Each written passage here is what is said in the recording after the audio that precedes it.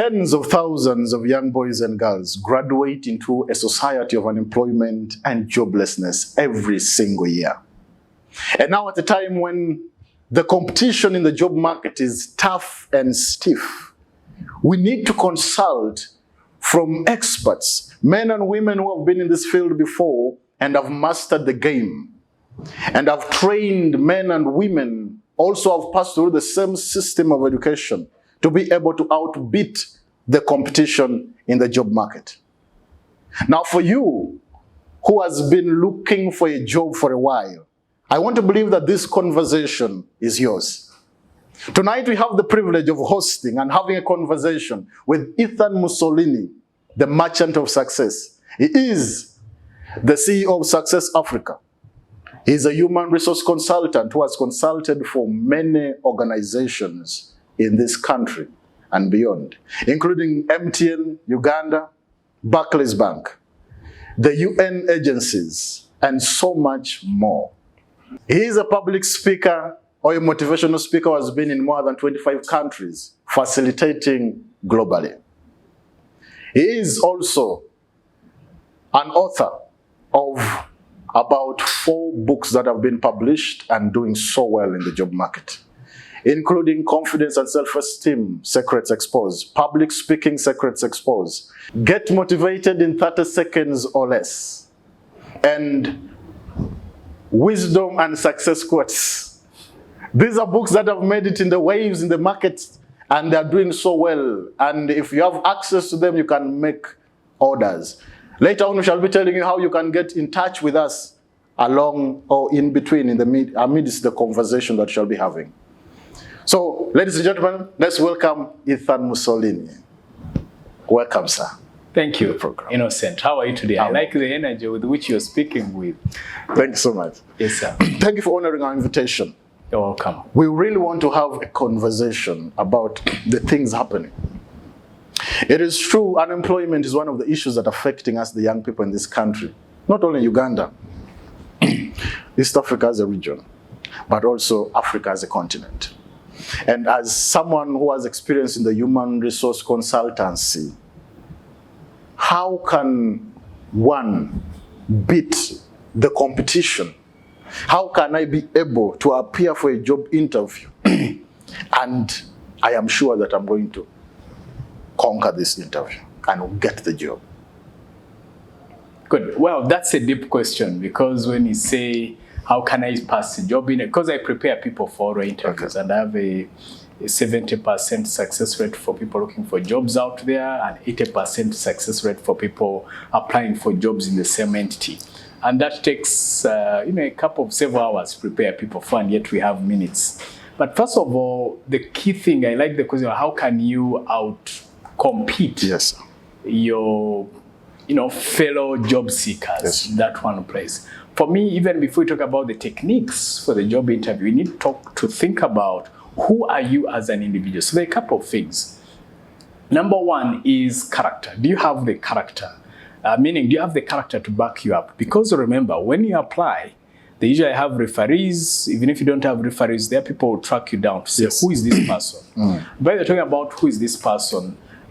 These days, depending on which institution, especially for banks, they will, if you write a letter, like I wrote a letter for someone, of course they were applying for a director level job, and they came to my office, and a law firm came to my office to confirm, to ascertain that it's me who wrote that letter. So, meaning if this person had lied, in that moment, she would have lost the job. Yes. So, character is important. 2, what other skills do you have beyond, over and above whatever you're talking about? For example, assuming you're applying for a job to become an accountant. Okay. So do you have other skill sets that will pull you over and above accounting?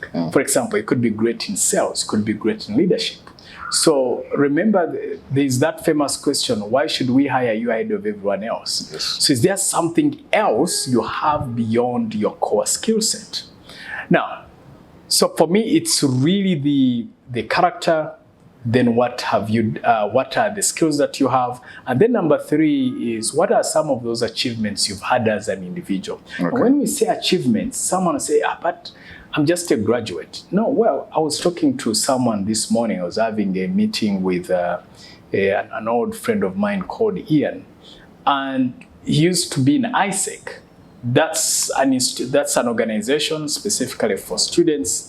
So it gives an opportunity for students to learn leadership, to engage with the marketplace. So if you are there, for example, and you organized an event, so you could say I organized an event that attracted 300 students, and it was a big success. We even got 5 sponsors on board, and we had even a surplus of $500. Now, when the interviewer is listening, he's seeing beyond accounting. He's seeing a leader, he's seeing a mobilizer, seeing someone who can sell.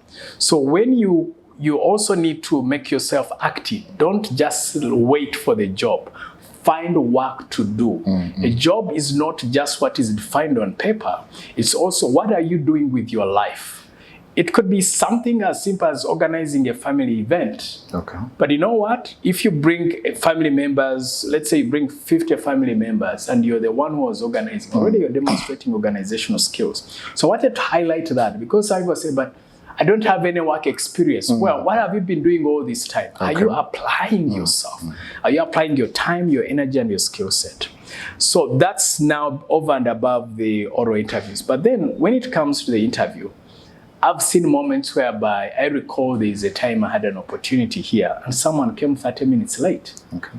And in that moment, you've lost it. Of course, that person never got the job, but I had to give them a lecture, tell them, look, you can never get a job if you come late. So keep time, be smart, do not take anything for granted.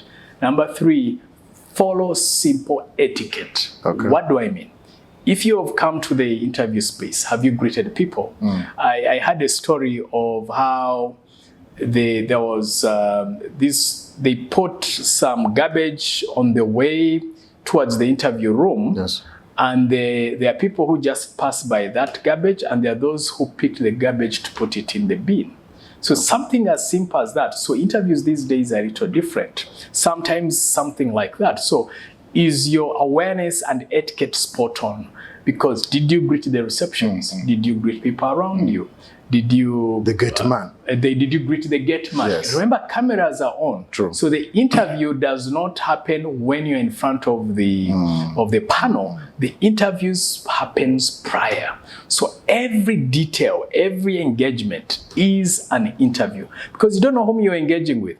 I suspect there could even be staff members sitting, behaving like they are... camouflaging. Yeah, as if they have come for the job. Kumbe, they are studying. Yes. They are noticing the dynamics. Actually, as I'm thinking about it, that would be so cool for if I was interviewed. That sounds like a cool trick. So you just never know. Then once you're before the interview, you need to know certain basics. Okay. Number 1, you need to master certain questions which are typically asked. Questions like, tell us about yourself. Why should we hire you ahead of everyone else?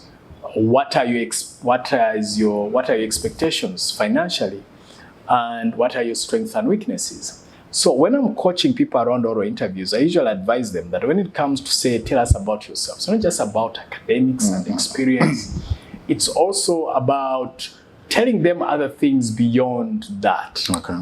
What did you achieve? Meaning you can say, I've had several achievements, but one which comes to mind for now is this. And what that says about me is this, and what it would mean for you is this. Okay. So you're highlighting the achievement, you're telling them the qualities it says about you and what it means for the organization.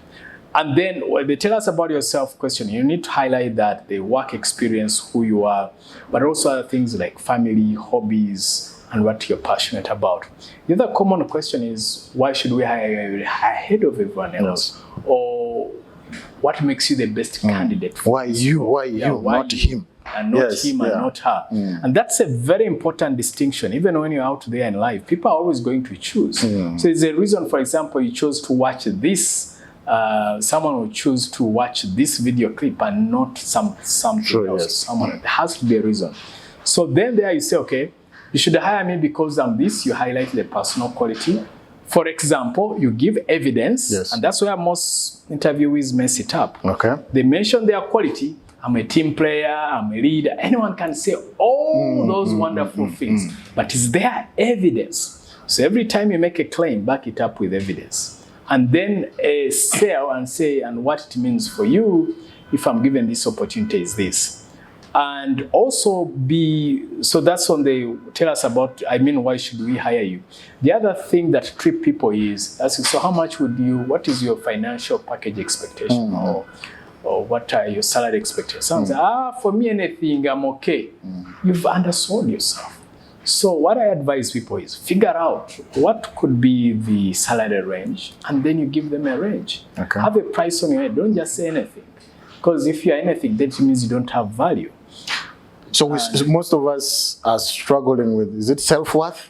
That we can't rate ourselves or weigh like how much our worth is in terms of finances. Yeah, definitely. And that, innocent, comes back to how we are brought up. Okay. I remember growing up, I was told things like, not just me, I would hear even for my siblings and friends, or the language I used here, you're stupid, you're foolish, I wish I had given birth to a pumpkin rather than you.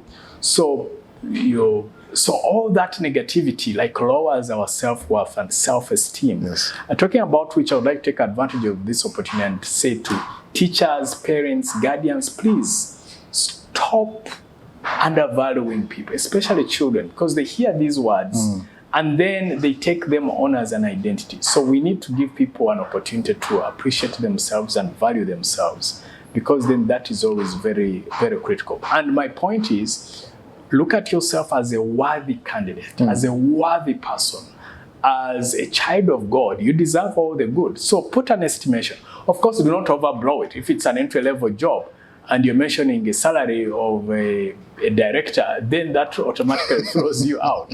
So you need to also have a range that is within your level. Okay. Yeah. All right. So what would someone struggling with low self-esteem, for example? I am here before this job and I am standing before the interview. I don't know.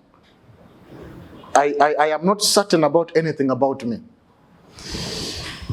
Yes, I can say I am a team player, but I don't have the confidence to show that I am a team player. I'm here simply for the interview. And I'm not sure whether I'm going to win the interview or not. I don't even have that confidence that I'll win, but I need the job. How would such a person be helped? So first of all, desperation chases away people. So even when you don't have a job, do not look like you're if this job doesn't happen, you're going to die. So the mindset I always encourage people to have is always have this mindset. And I find it very useful. If it's your job, no one will take it away from you. If it's meant for you, it's meant for you. It's meant for you. If it's for you, it's meant for you. That's it. Your only job is to do your best, then God will do the rest. Okay. That's one mindset. The second mindset I encourage my clients when I'm coaching them for these roles is to say, look, either it's your job or, this is a big one, it is an audition for a bigger job. Okay. So once you have that mindset, then you're free to express yourself. The other third mindset is to know that you're there on merit. It's not an accident that you're before people. And finally, you need to know who you are. Okay. So once you know who you are, then the burden is on them, not you. Can you see the value in me? One of my coaching clients, she's a highly skilled personality. Okay. She has a PhD. And I'm not saying that's for rare people again. Not everyone is meant to have a PhD, but just to borrow the mindset. True. She went for a job, she did not get it. And this is the thing she said, Ethan, unfortunately, they missed a high quality candidate. So in her view, they missed, and I know they missed because I know who she is. So what if, instead of seeing whether these people will accept you, what if you flipped the script and in your head, you're like, you guys, are you really smart enough to see the value and the gold in me? So it is to their loss that they missed you. Yes, absolutely. Now, that's a psychological trick. Please never say that to the partner. Say, by the way, you people, if you don't take me, you're missing. No, but at least that should be the mindset. Okay. Yeah. You have it there inbuilt as you're going. The mindset is that when things don't turn out to my expectation, the mindset is that they have lost an opportunity to work with the finest. Yes, of course. And also to have that mindset, it comes with you preparing yourself. Okay. Having the ability, the skill set, the character. So that you're thinking to yourself, wow, if these fellows don't get this, they're missing out. Just like when it comes to coaching, for example, when someone comes to me, they want me to prepare them for oral interviews or public speaking or life and career development, and they're haggling over price and they give up. And in my head, I'm like, Madam, sir, you've missed a big opportunity. What you're going to pay is so tiny compared to the value I was going to add to you. And that is to say it with absolute, it's not bragging, it's just that that's my craft, that's my gift. I've been doing this for over 20 years. So yes. I know that what I do works because I've prepared people, and within a not so long a time, you see them being promoted, you see them becoming directors, you see them being CEOs or country directors. So I know what I'm talking about. I see people I've trained in public speaking, having doors opened, not only nationally, but also internationally. So that's the event. So I'm never in a begging mode. Okay. I'll do my best to persuade some, but if they don't, I'm feeling sorry for them. And I believe that's the mentality you should have when you're going for the oral interview. Okay. But again, I have to underline this. That also comes by you preparing yourself. The level of preparation matters. Yes, knowing that I have the skill, the ability, and the character to deliver the results. Self-employment or being employed? Which one would you refer to a young man like me? Okay, well, this is what I would say. Number one, the truth is self-employment or business is not for everyone. Okay. That's what I've come to appreciate the older I get. We are wired differently. I was recently at Sheraton meeting a friend of mine. We were having breakfast, and then there's a lady, very smart lady, extremely smart. Yes. Her background is finance, and she said, for me, I'm not for business. I'm just for employment. And I told her, you know what, girl, never feel ashamed of that.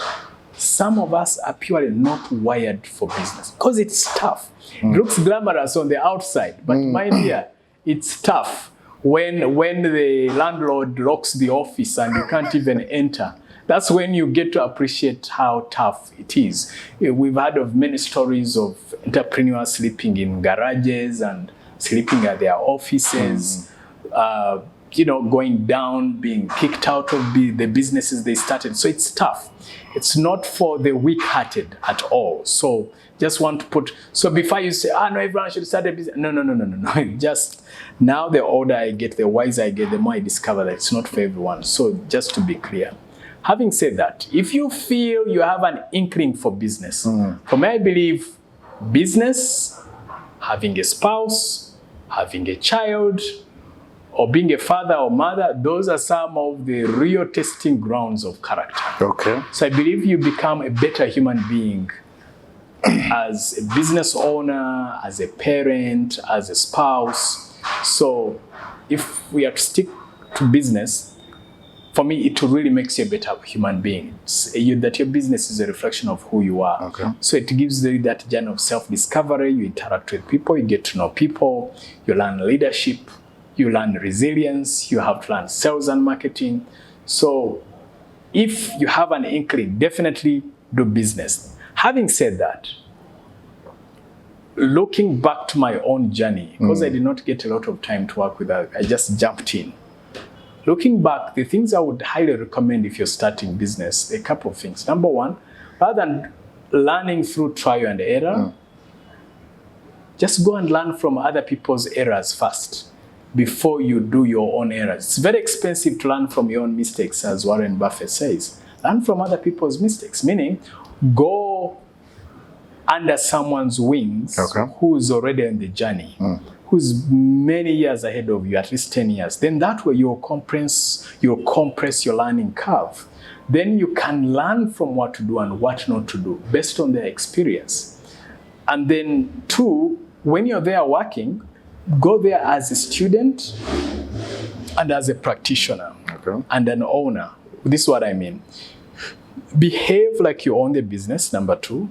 That's number 1. Number 2, behave like you're a student, learn everything. Number 3, work in as many departments as possible. Then based on that, you can then either choose to figure out a way to become a partner with that person, or then now you can go on your own and start a business. Because looking back, I missed out on the opportunity to work with big entities to learn processes, systems, team building, and all this stuff. So looking back, I would then find an entity to work with first for a little while, learn these skills before jumping out on my own. But then coming full circle, holding other factors constant. Definitely work, then when time comes, go also explore a business. Because then there, it's you who has a limit how much you can earn, while for employment, there's a certain limit you cannot go past. So listen to your heart, see what pulls you, what is calling you, and then pay attention to that. All right. For you, or for me, who has been in this field, looking for the last, as we're coming to the end of our conversation. Yeah. Someone has been in this field looking for a job, graduated 5 years ago, some 8 years ago, some still in the process.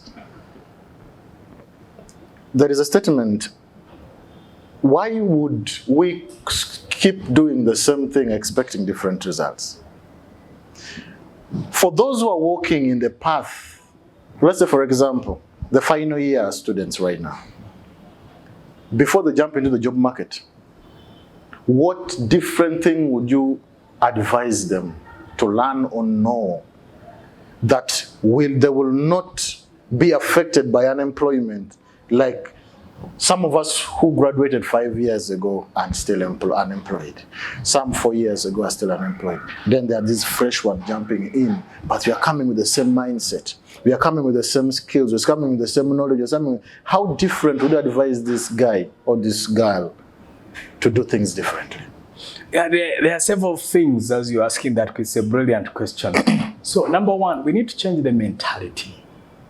This is what I mean. There is a young man I'm coaching, and he told me, I'm here with this interview, I'm seeing so many people, but even the salary they are paying is little. I feel like it's exploitation. I'm going to leave. I said, look, leave and go where? How do you know it's exploitation? What is making you run away from competition? Life is competition. It's a fight. You have to be ready to fight. So the reason I'm giving you that example is that I see many young people, they sit at home, they are waiting for the job to be handed to them. That was when you were in high school and primary.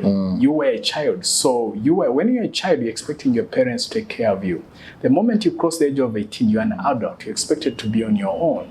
So we need to change that mindset. And then number 2 is, it's really not about jobs. Okay. It's really about looking for work. There's a difference between a job and work. A job, you're paid for it. Okay. Work sometimes is paid for, sometimes it's not. So for me, the thing is, rather than look for a job, look for work. Look for ways to apply yourself. Okay. I recall many, many years ago, I was at an event and I saw this young man putting up his hand. He was very active. It was in primary. Not primary, secondary. It was in senior 5. He was so active, I said, you know what? When you're looking, during your senior 6 vacation, call me. I'll have an opportunity for you. So when that time came, he called me and said, you promised me an opportunity during vacation. I said, you know what? Unfortunately, we don't have that opportunity right now. We don't have the budget. I said, no, you don't understand. I just need transport and food. The rest, leave it up to me. And me, I just want to work. I was so impressed with the mentality. I said, no, surely we should find a budget for transport and food. He did not need a salary. He just needed an opportunity. That gentleman, as we speak, he was here. We supported him through his university. He finished his bachelor's, finished his master's. He's now a lecturer, and is now planning to do his PhD. Okay. That gentleman is called Daniel Moiti. Okay. All right. You know him. Yes. So, you see, he wasn't looking for a job. He was looking for work. Those are two differences. The job is mainly, okay, what can I do to get paid? Work is about how can I apply myself? How can I make myself useful? I'll give you an example. Just imagine there are people when they look at their uncles or aunties, they're looking for pocket money. But if you say, oh, auntie, you're going to the shop, let me come, I'm ready to help you in whichever way I can. You go. If you can't sell, clean the place. But see, you're applying yourself. I've met many people, I bet you have, where you go to a restaurant as an example, you find someone, you see how they are walking, how they are speaking, how they are speeding, like, wow, I like the attitude of this lady or this gentleman. If I had an opportunity, I would hire them. But you see, you put yourself out there, then life will find you, people will find you, opportunities will find you. So that's the mentality number one. Okay. Look for work, not just a job. The second mentality is make looking for a job your job. Okay. This is what I mean. I recall there was a lady I was coaching, and then I asked, before we started the coaching process, I asked, oh, there are no jobs. I said, oh, there are no jobs. I said, yeah. So I said, how many jobs, how many? Say, oh, I've went everywhere. Wherever I've gone, I couldn't get a job. So I said, okay, the last 1 month, where have you sent your CV to? I said, 4 places. Okay. And I'm like, all the 30 days. Only 4. Only 4. That means one job opportunity space per week. Per week. Yes. So what are you doing for the rest of the time? You know what they are doing? You're on WhatsApp, YouTube, chilling, TikTok, and waiting. Eating, and waiting. And that's the big deal, that's a big word. Waiting. It's not about waiting, it's about pursuing, it's about creating, it's about pushing. So unfortunately, we are living in a generation of waiting and not pursuing and pushing. These days, things are extremely competitive. True. In the older times, having a bachelor's degree, you would have a job ready for you. It's no longer the case. Things have changed. So you have to pursue, look for work, and make yourself useful wherever you are. And by you making yourself useful, you're marketing yourself. True. A good friend of mine, Ambrose Chibuka, says that your current job is your best marketing opportunity. Now, you might say, okay, but I don't have a job yet. Yes. So whichever work you can find, that's your best marketing opportunity. I will end with this example of what I mean. There's a lady I bumped into her at church recently, so I was chatting, like there was something about her. I started talking to her. Then I later discovered from the insiders at church that she has great character, she's committed, she's disciplined, so I'm already considering her, thinking about what kind of opportunity. But you know what? She's just at church volunteering. She's not paid a single penny. But you know what? She is applying herself. I can guarantee you there are other people, most likely at church, who are not applying themselves, so we cannot be able to tell their skill sets and abilities. So I believe that there is always opportunity. So you make looking for a job your job, full time. Instead of spending 5 hours sleeping, watching TV and all this, watching TikTok, movies, use it to learn, upgrade your skills, volunteer. There is a senior 6 Vakis who sent me a persuasive email to say that he wants to help me with video. Okay. And I ignored him. I responded again. I said, okay, how about? I said, okay. I gave him several tests. And he passed all those tests. Now he might most likely will come on board. Okay. The point is, he wasn't sitting. He's pursuing. He's pushing. But you know what? As a senior 6 Vakis, I'm considering because of his attitude. Meanwhile, we have graduates who have much more in terms of skill set and ability. They are chilling and waiting. Life is not for waiting. It's for pushing. Even praying, I believe in prayer. You pray while walking towards that dream. Praying there's a faith without action.